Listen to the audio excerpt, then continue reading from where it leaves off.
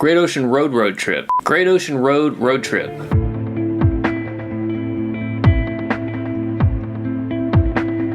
Hello everyone, my name is Just Mike and welcome to Sensacious Hiatus, where I highlight my travels and share information with you on how I made those adventures happen. After living and working in Sydney for 6 months, it was time to bid this awesome city farewell. I hopped on a plane and flew down to Melbourne to meet back up with my brother and his girlfriend, where we planned to travel along one of Australia's most infamous roadways, the Great Ocean Road.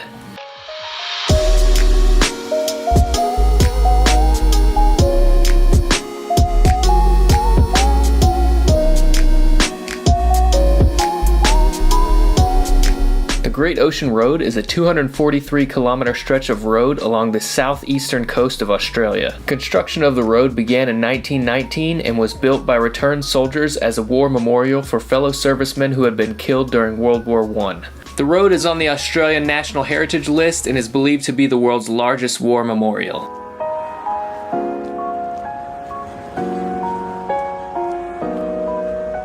There is a lot of wildlife along this road. In fact, I saw my first wild koala bears here, although they were pretty high up in the trees. We also spotted an echidna scurrying into the bushes. The echidna is an egg-laying mammal classified as a monotreme and can be found on the reverse side of the Australian 5-cent coin. But we're getting sidetracked here. There's a lot more to see on the Great Ocean Road.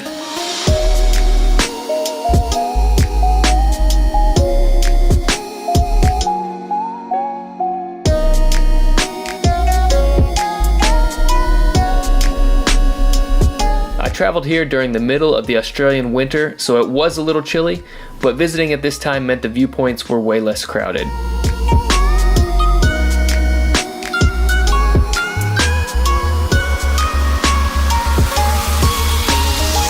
This is London Arch, and it used to have another arch connecting it to the mainland, as seen here in this old photo. However, this stone arch closest to the shore collapsed unexpectedly on January 15th, 1990, and when this happened, it actually stranded 2 tourists on the newly formed island until they were rescued by a helicopter.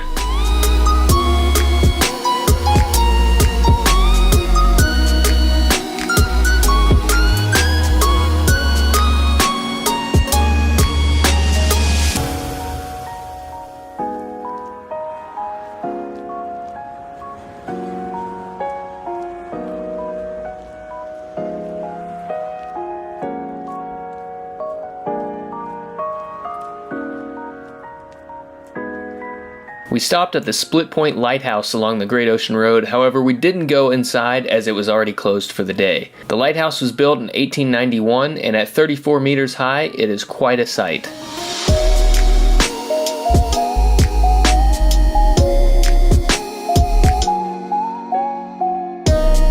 We only spent a couple days driving on the Great Ocean Road, and there's definitely a lot of things that we skipped over. There's also a 100-kilometer walking track along this part of Australia's coast known as the Great Ocean Walk.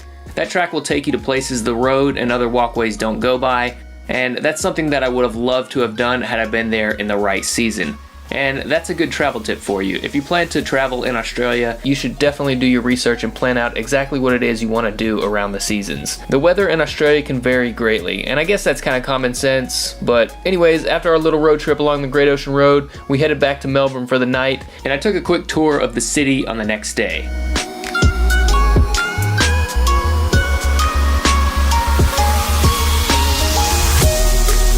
I found Melbourne to be a really unique city, but unfortunately didn't record that much footage there. I do remember it being a very windy place though.